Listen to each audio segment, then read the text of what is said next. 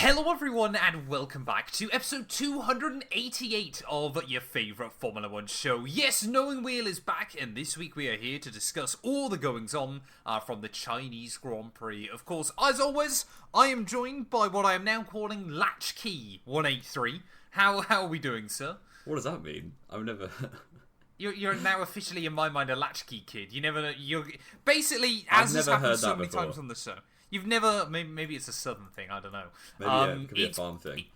It's basically just someone that obviously doesn't have a house to go to. Or it's just constantly bouncing around houses. Yeah. Well, loyal viewers of the show will know that I used to record in this very room a few years ago, which is quite fun. So, I have lived in this house before, and now I'm back, because my old housemate is getting married at the end of the month, which is very exciting. But it meant I had to leave so that he and his wife can live together. How selfish is that? And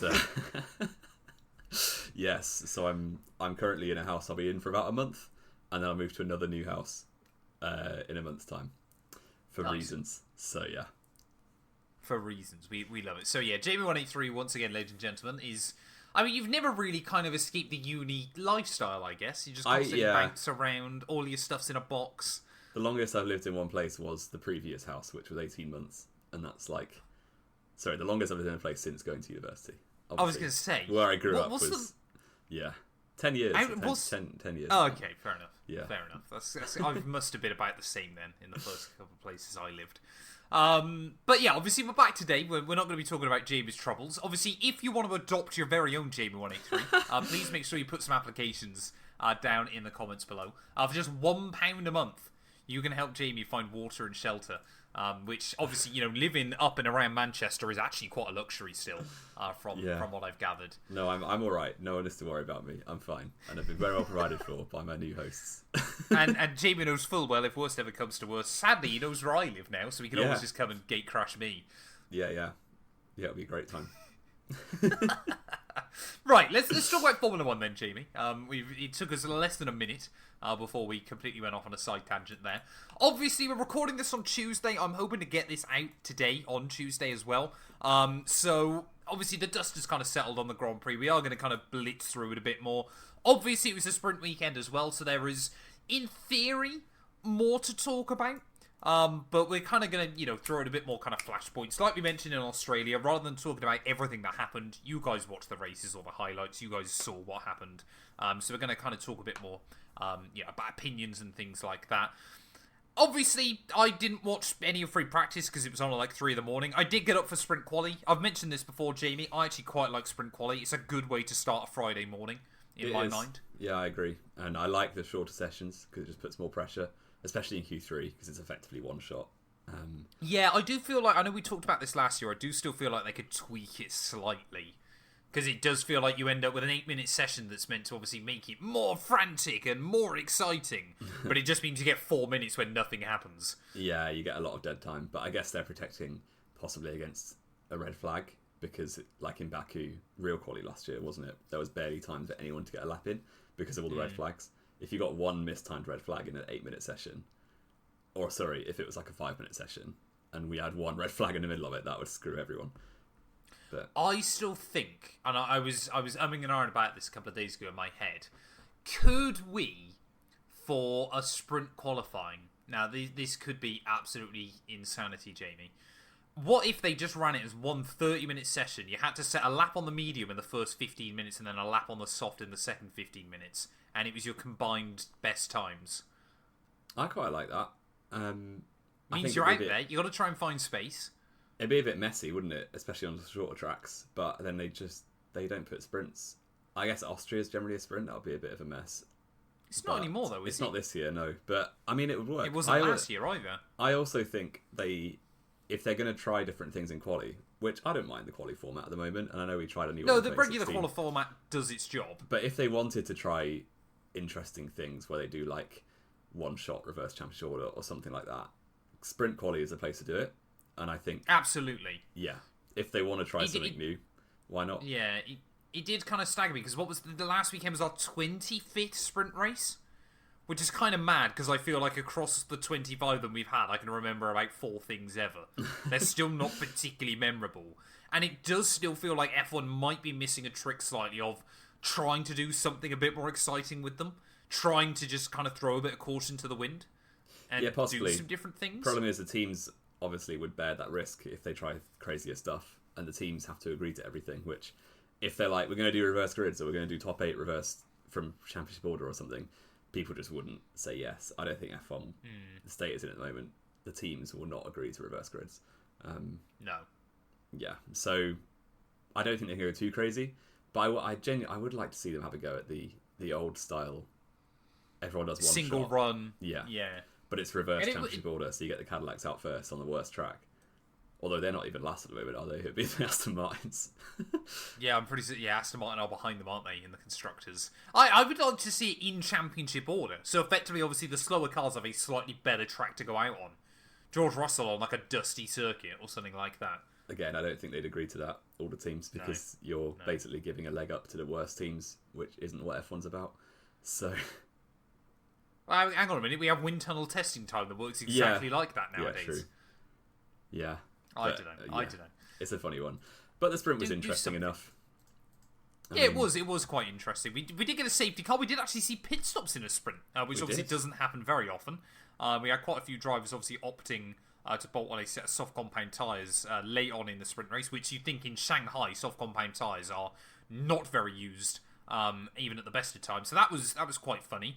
But obviously, again, it was a fairly similar story to Australia, wasn't it? Up at the front of the order, Mercedes had the edge, Ferrari was second best, and then it was kind of everybody else scrapping behind them. Or McLaren actually should have been there, but obviously we'll talk about that a bit more. Well, I do want to talk quickly about the race. The penalty that Oscar Piastri got on the restart of the safety car, because that was horrific, and it's frustrating for him because he was running 6th, I think, behind Antonelli. And obviously, Antonelli makes a big error on the restart, the final corner, runs into the gravel. I don't know what Piastri's meant to do. He's not allowed to overtake him before the line. You got to admit, if Antonelli had gone completely off the road, Piastri would have been fine. He dipped 2 wheels in the gravel. He didn't technically go off the track. If Piastri stands on the brakes there to not go past Antonelli, but you just coast alongside. There's going to be a mighty pile up behind him because everyone's gassed for the restart. Everyone's going for it, and then you've got 2 full cars battery going slowly. as well, haven't you? Yeah, I felt really bad for Piastri because obviously that cost him a position or 2 in the end, I think.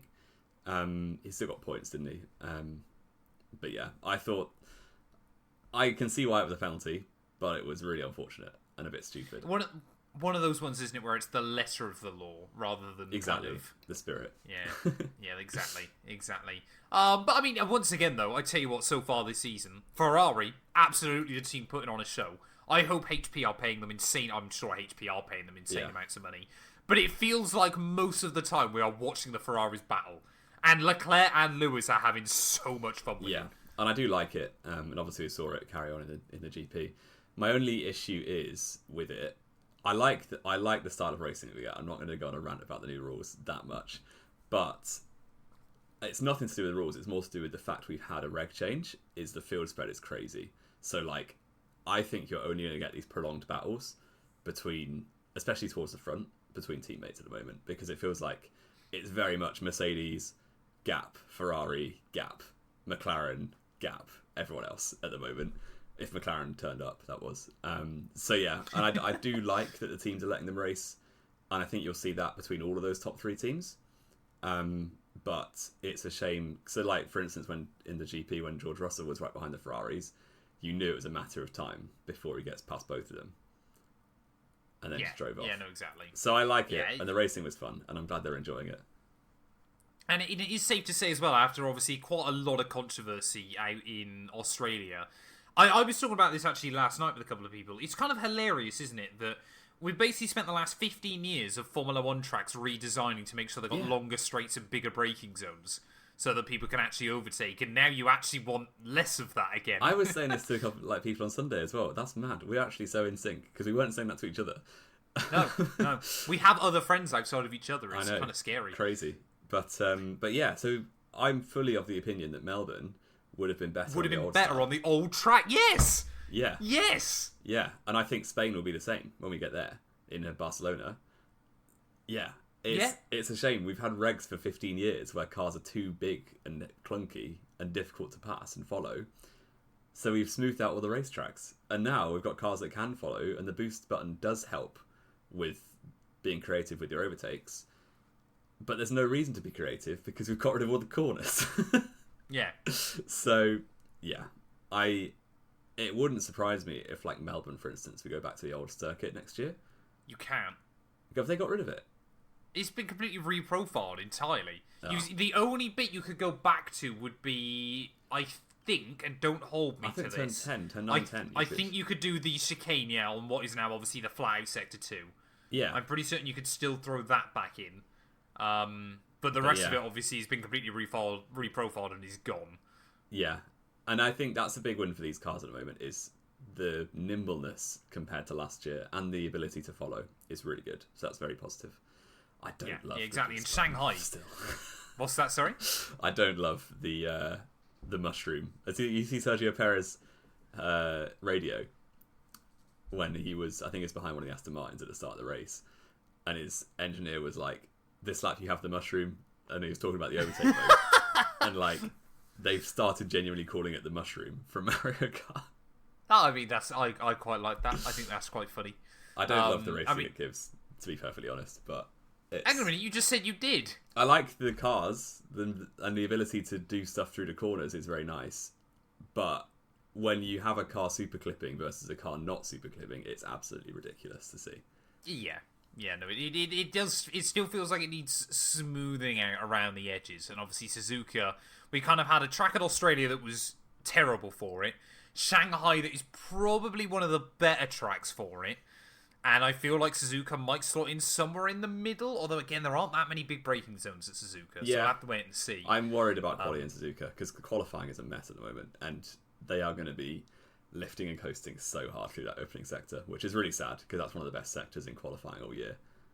And I can see why the likes of Max Verstappen are a bit frustrated. Not only because his car is terrible, but also I was going to say, you just can't push as you want to in qualifying, and that's where the real speed is historically and traditionally, and that's a shame. It has been quite funny, obviously, as J183, obviously, as I'm sure anybody that's listened to the show before is a huge Max Verstappen fan. I'm not his biggest advocate in the world. It is quite funny now, kind of seeing him get the same. I mean, it happens to all of the greats, though, doesn't it? You think over the last 20 years, obviously Seb, or last 15 years, Seb obviously going through absolutely dominating the early 2010s. Suddenly hybrid regs come round. Not that great with them. Car's not as good. Struggles. Hamilton obviously dominated the early hybrid regs. Obviously comes to 2022 ground effect. Really struggles with them. Max now is kind of...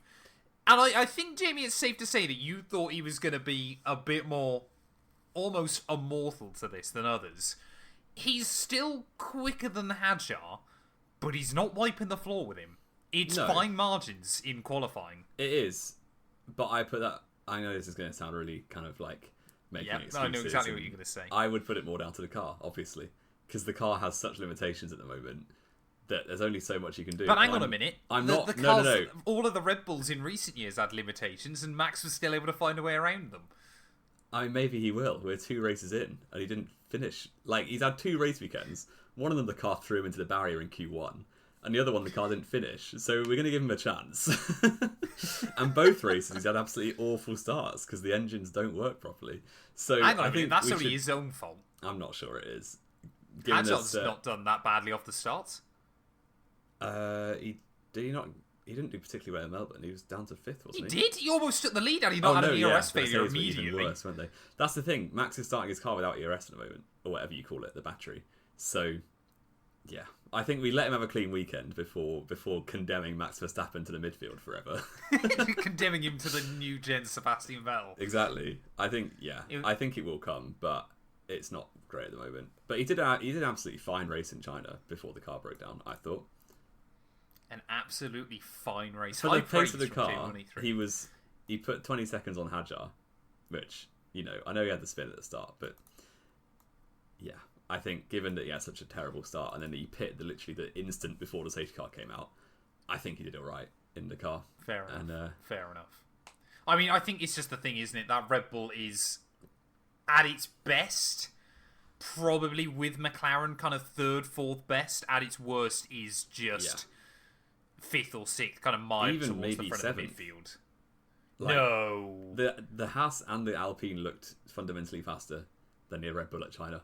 And I think, especially in the hands of them... But Hadjar still did better than them. Did he? Or he was going to do better than them. He was P8. Yeah, but had he not had the spin? Well, he was battling Behrman for the spin. Yeah, on lap 1. Yeah, I guess. Also, Ollie Behrman, I do like the guy, but I've got to draw attention to this because no one else is talking about it. How he got away without a 5-second penalty for that move on lap 1? He fully sent it on Hadjar into turn... What is it? No, he was defending on the way in. Yeah, I think that's why he got away with it. But he went off the track.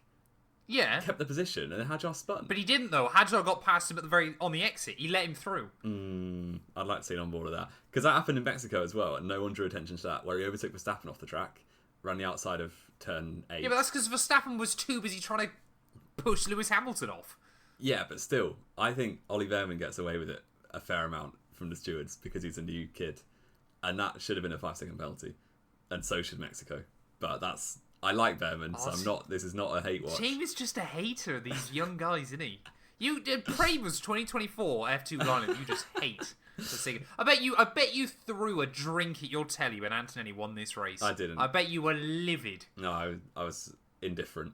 That's my problem because I don't like any of the top 4 particularly at the moment. So I'm just watching F1 and it just washes over me. It's quite sad. Fair enough. Well, welcome to my world the last few years. Exactly. I feel like Max winning. Yeah, I feel like I'm watching the inverse of 2023 at the moment. I mean, it is weird though, isn't it? Because you kind of...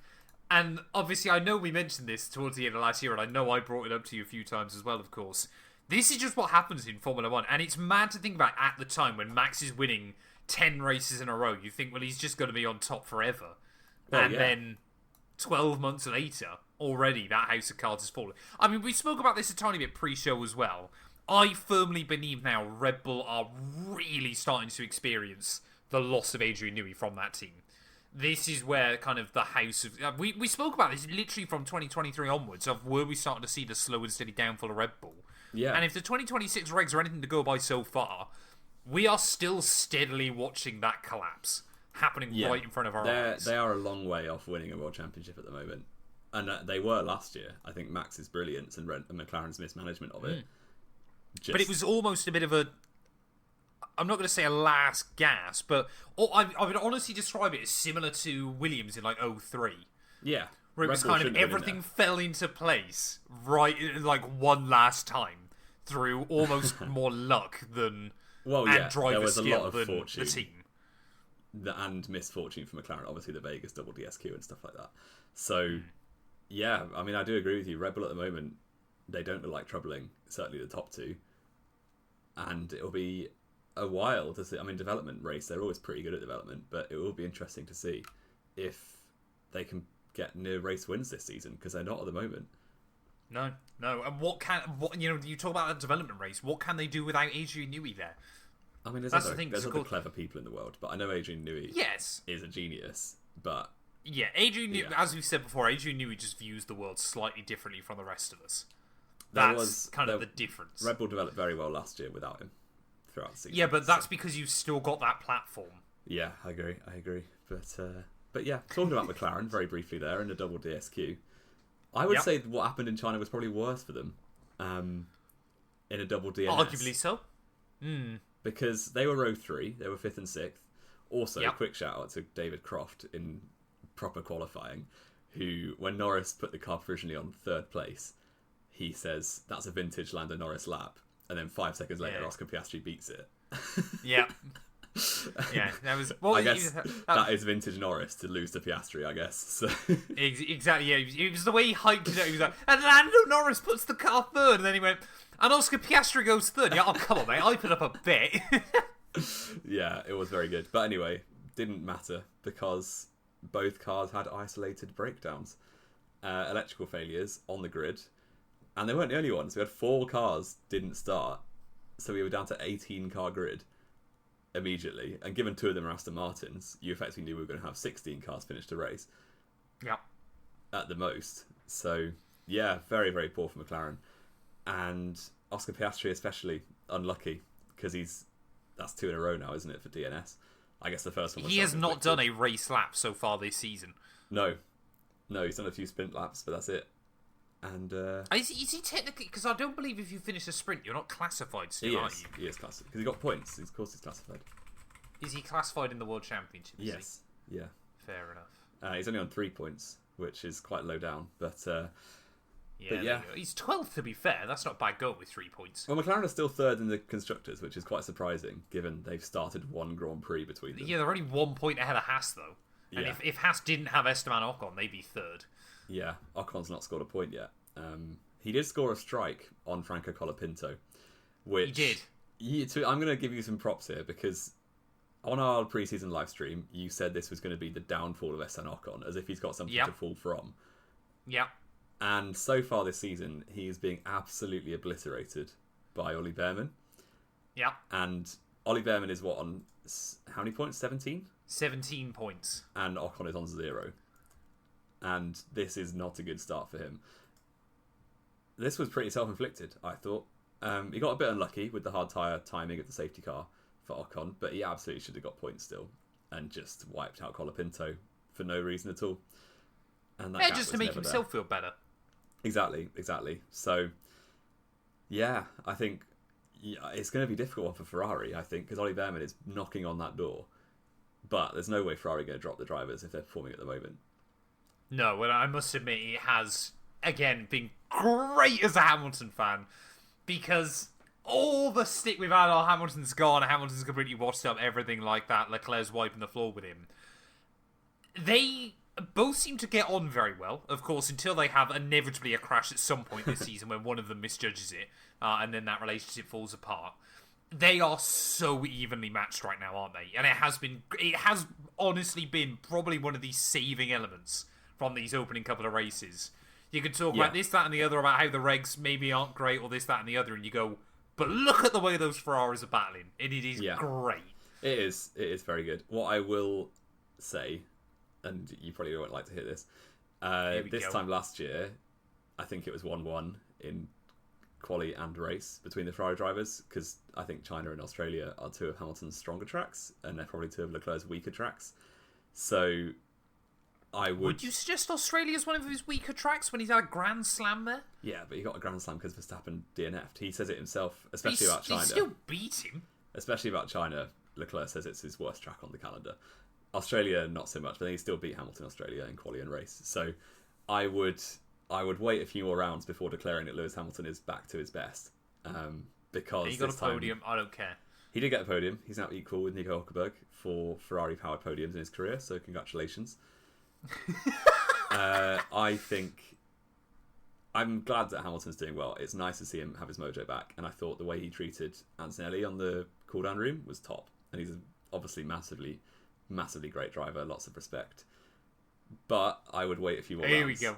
Fair enough. Before declaring. Jamie and I now, this is going to be Max Verstappen versus Lewis Hamilton of... Yeah, we're just fighting over a bigger fifth. fall off this year. Fighting over fifth, Lewis won't be down in fifth, mate. I think the issue... Leave that to Max. Or the reason that... Well, fifth would be quite nice, actually, at the moment for Verstappen. You dig a fifth, yeah. I would. The reason that the Ferrari drivers are able to have a good relationship and fight this closely is because they know that they're not going to win the championship at the moment. But they've only got each other to battle, don't they, at the moment? Exactly. So I saw people claiming... I would be so interested, though, to know what it would be like if the compression was altered. If Mercedes didn't have that compression trick, would Ferrari be more... would Ferrari be with them? Would Ferrari be better than them? It would be fascinating to know. They would be, surely, because it's probably about half a second a lap at a push between the Ferrari and the Mercedes at the moment in race trim. And half a second a lap, obviously, over the course of 56 laps is a lot of time, but lap by lap, it's not that much. So, yeah, we will see. I saw people claiming that if the Ferraris hadn't battled so hard, then they could have beaten Russell. I massively disagree on that. No. I think that's the other thing as well, isn't it, when you say about how much better Mercedes are. Obviously, we still don't know how much Mercedes are holding back either. I mean, Yeah. they mentioned this going through the first V6 turbo hybrid era. You know, the amount of times they would be running nowhere near their limit because, of course, they don't want to get nerfed. And they don't need to. Like, No, exactly. yeah, Alan Prost mentality: win a race as slow as possible. And Yeah. if that means you're running the engine at 75%, do it. You know, why would you push the engine to its absolute limits, risk a DNF, and risk getting nerfed? There's no need. So yeah, I do think we are in for a 2014, to be honest, where there's going to be a handful of races at most that aren't won by a Mercedes driver. And normally that's down to something they've messed up or reliability. Exactly. As opposed to I'm excited for let's Monaco. be fair, I will be honest, I'm excited for Monaco. yes, Monaco should hopefully be good. Although it's normally one of Hamilton's worst tracks on the Well, it's one of Leclerc's best, so... And that as well, yeah. So we'll wait and see. And obviously with the Ferrari start, even if they end up... There's going to be a massive crash into Turn 1, that's why. Probably, to be fair. I mean, there's definitely going to be a massive crash into Turn 1 because it's going to be the next F2 race. Yeah, true. And this time, well, not this time, but Monaco last year in F2 was a thingy. What's he called? The Irish guy? Alex Dunn. Alex Dunn masterclass, wasn't it? Who took out the entire field. Yep. Yeah, we'll and see. If it's him and Martini Estenson on the front row ready for that race, you better believe there's going to be fireworks at Turn 1. Did you notice? I haven't seen many people talk about this. The Mercedes on the start line of the Grand Prix tried to basically do a peloton and block off the Ferrari start. Yes, I did. The Top Gear Alfa Romeo challenge. Yep. I thought that was very clever. It didn't work, but it was very clever. And at narrower just tracks, like on Top Gear. Well, exactly. At least it wasn't Anselli being stabbing Russell in the back, just driving past him. But yeah, at smaller tracks that could work because obviously it just blocks the space for Ferrari to go down the inside. And at China it didn't matter, but yeah. I mean, this will be the thing at Suzuka. If those Ferraris can get past, Suzuka's not an easy track to overtake at. No. Yeah, He could potentially, if the Ferraris can get past on the run to Turn 1, could really spice things up. I mean, this is the other thing as well, of course. How long do Ferrari go before... If you qualify 3rd and 4th every week and go 1 and 2 at the start, how long do you go before you just tell the second driver, do everything within your power to hold the Mercs up and let the other guy get away? Because I can see that honestly being the kind of thing that Lewis and Charles would agree to try and make sure that they get one win. If one race it's, Leclerc's turn to hold the pack up and one race is But Hamilton's I don't even mean like every week. I can imagine them having an agreement that the right kind of circuit, that whoever's just ahead, the other one will sacrifice their race to try and help. And it could work, especially at tracks that are more difficult to pass. The thing, so someone like Silverstone, it just wouldn't work because however much you try and back people up, That's why I'm not saying you try and do it every week. Yeah. You'd have to pick specific venues. Yeah, and Suzuka could be the place for it. And I genuinely think if the Ferrari start in the front 2 rows, or even 5th, they will be leading into Turn 1 at the moment. It's just insane how fast they are off the start. Yeah. Love it. Absolutely love it. Of course, I mean, Antonelli, brilliant race victory, Jamie. I mean, I'm going to say it right now. Probably my driver of the weekend. No. No? No, not for me. He had an absolutely horrific sprint race.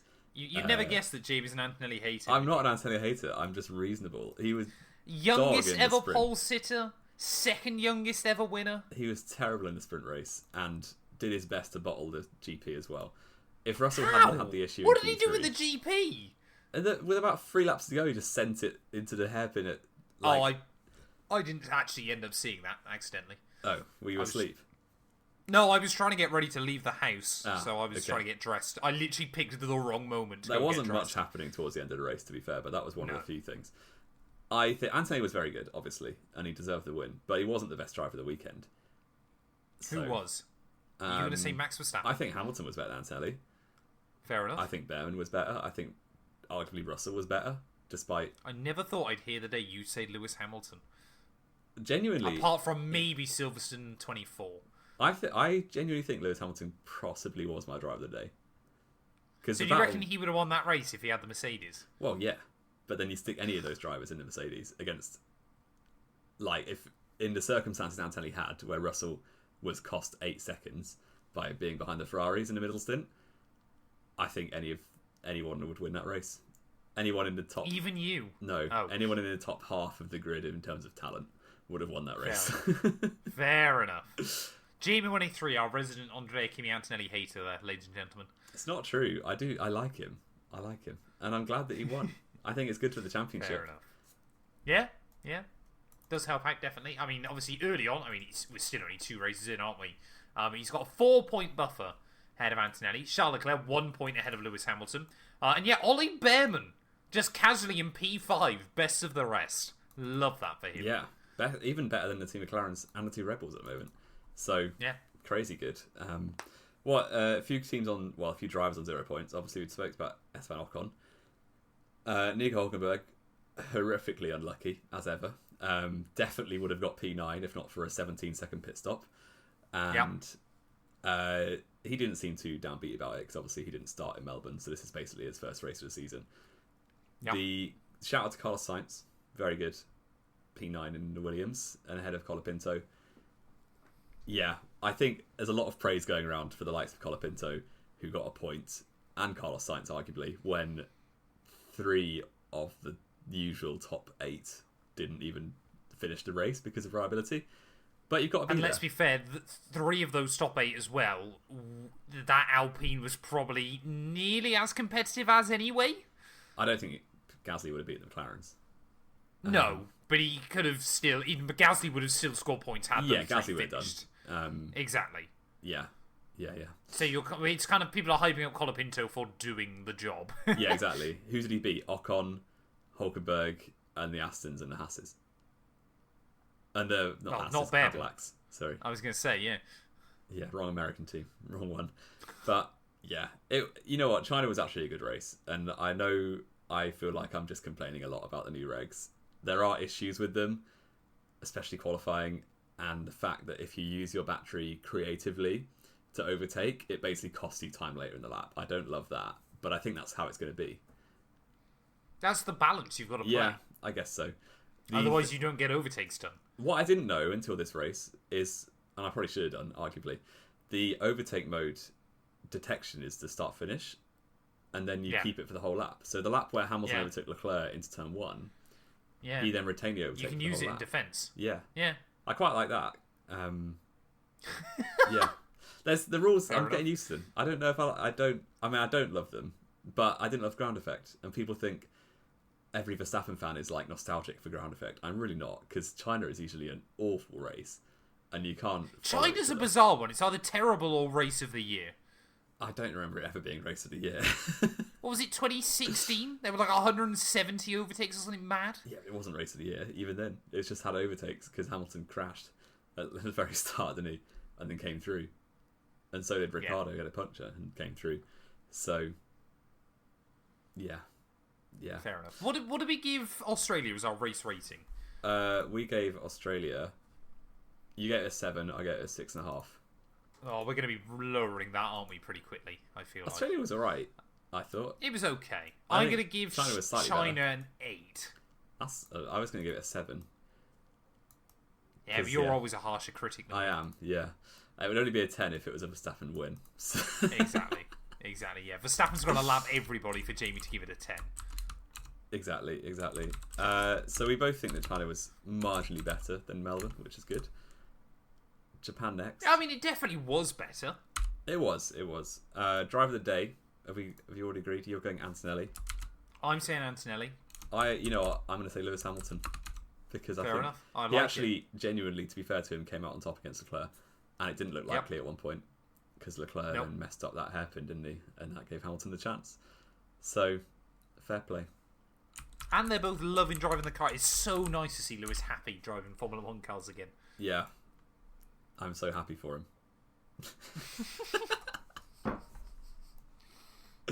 I'm happy you're never doing a speech at my wedding. I'm very happy for him.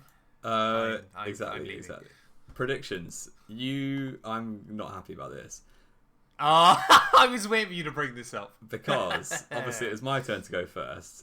And as you would... What were the scores going in, Jamie? You were 6-2 up. Because I was half a second away from perfect in Australia. In Australia, you put George Russell domination, which is the correct thing to do if you go first.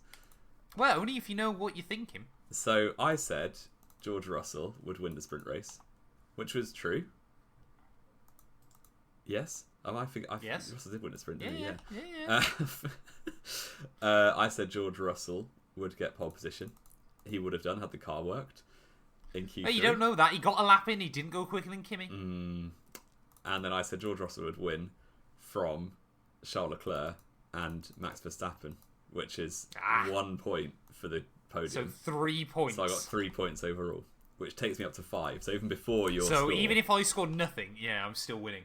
you said Kimi Antonelli would win the sprint, which didn't happen. I was a little bit early on my vision. You said Charles Leclerc would get pole. Yeah, that annoyed me because I really then thought I had said Kimi. Yeah, that's a shame. And then you said Kimi Antonelli win the race. Perfect. 2 points. George Russell second. 4 points. And Charles Leclerc third. So no Lewis Hamilton on the podium. I know, and I really had thought I'd back Lewis again. Actually, that's not bad then. So you got 4, I got 3. I thought I'd done way worse than that. No. Fine. Okay. No, you just should have done... This should have been a weekend where you outscored me and you just didn't. Exactly. But we go again in I'm Japan. on double your points. We go again in Japan. It's all good. Fair enough. Fair enough. Yeah. Are we ready for a Fernando Alonso to say GP2 engine on the radio? Because I certainly am. In Japan. I think if he does that, he'll be sacked immediately. No chance. The Honda is horrific at the moment. I actually think the drivers are doing quite well at protecting them from everything. So, yeah. Although, I know the vibrations are bad, and it can't be fun being an Aston Martin driver at the moment. But I remember Logan Sargent pulling out of a race because he was uncomfortable in Qatar, and he got absolutely obliterated for it on social media. Yeah, and then Fernando Alonso does it, and he's like, well, it's a car. Yeah. And exactly. I think that's slight double standards. I've never quite understood why... I still, and I know I'm going to get stick for this, but I still always think Fernando Alonso is overhyped. Because I think, honestly, Fernando Alonso is higher rated because he's driven some terrible cars than he deserves to be, simply because he's driven some terrible cars. I would say he's probably in the fringe of the top 10 drivers of all time in F1. See, I wouldn't. Don't get me wrong, I would say probably top 20 of all time, but I can probably name 10 drivers that I think are better than him. I want to say go for it, but we're running out of time. So. Schumacher, Hamilton, Verstappen, Prost, Senna, Fangio, Lauda. I was going to say Vettel then, but I can't bring myself to that. Lauda, definitely. That's 7. That's 7 immediately. PK, much as I don't like the guy, probably still better. That's a questionable I would one. argue. I mean, Esteban Ocon beat him in Alpine, so that's surely got to be. Yeah, Jackie Stewart, definitely. And Esteban Ocon, okay. Yeah, Esteban Ocon, of course. So therefore, Ollie Behrman is better. Yeah. Charles Leclerc's better because he beat Behrman in their one race together as teammates. Exactly. So there you go. He's actually. Go. I think my big thing is still though, obviously, is the fact that he just races against Lance Stroll. He hasn't done that for his whole career, but you are right. Yeah, but he has done for like the last 4 years. So you don't actually know how bad he is or how well he's doing anymore. Because he out-qualified Stroll every race. I said, yeah, it's Lance Stroll, who's probably also not doing that great. No, and his motivation is. It's like Williams in 96, 97. You don't know how bad they actually are because the car's OP, but the car's not OP. Yeah, it's the reverse of Williams 96, 97. Yeah, well, the drivers are too good, and you just don't know because the car's bad. Yeah, exactly. A bit like Red Bull Racing. Lance Stroll, future world champion. Can we just appreciate, Jamie, the fact that Red Bull and V-Carb are tied in the constructors? Yeah, Max Verstappen and Liam Lawson are tied as well, which hasn't gone unnoticed. Oh man! But Japan, I didn't realise Lawson scored that many points. Yeah, he did well. 7th place. Shout out to Liam Lawson. Yeah, fair play to him. Fair play to him. This time last year he was getting dropped, so he's turned it around. Hadjar is currently doing the worst of the Red Bull drivers, and might be the most hyped second driver alongside Max in a very long time. Yeah, it's true. Have you got anything else to add? I don't think so. I think we've smashed everything we need to. Wonderful. Yeah. So, do you think your bold predictions are going to come true still, Jamie? I've got those up in the background. I said Behrman podium with the way this is looking. Well, the way it's looking, the best anyone's going to get is P5 if they're not. Yeah, but he just needs the Ferraris to take each other out at some point. Well, it could have happened here, and they will. They will. They definitely will at some point. You said 2 world champions would depart. You said Hulkenberg podium and Madrid won't happen. Two world champions departing is looking more likely. I'm happy about that. Yeah. And Madrid won't happen is bang on. I'm sure that won't happen at this point. Have you seen the pictures at the moment? Enough. You should have said Bahrain. Yeah, I should have done. I should have just foreseen the Iran war. Yeah. Madrid. I was going to call you a prophet then, but I feel like that would have been a bad term. No, definitely don't. I'm going to get a missile through my window. So, yeah, Madrid won't happen. I'm positive of that, and we'll be down to fair enough. We'll be down to 19 races before long with the state the season's going. Fair enough. Wonderful, wonderful. Thank you all, as always, so much for listening. Let us know your thoughts and feelings on the Chinese Grand Prix down below. Obviously, we'll be back next week, Jamie. Are we going to do 2 episodes next week, or are we just doing Probably just one? The one. Japan preview. Just the one. We'll do a Japan preview. I didn't know if we wanted to do... Or are we going to do winners and losers after Japan, I guess? Yeah, we've got a month off. Because then we've got a month off. It's going to be my favourite month of the year, based on how Red Bull have started. So... Oh man, it's so nice for you to have to experience my life. Basically, from after we started the podcast, this was basically my life on this show, and now Jamie finally gets to live it. Yeah. So that honestly makes me feel better. Thank you all, as always, so much for listening. Like we said, if you have enjoyed, please make sure to drop us a follow, drop us a sub, all that good stuff. And yeah, we'll be back next week then to preview the Japanese Grand Prix.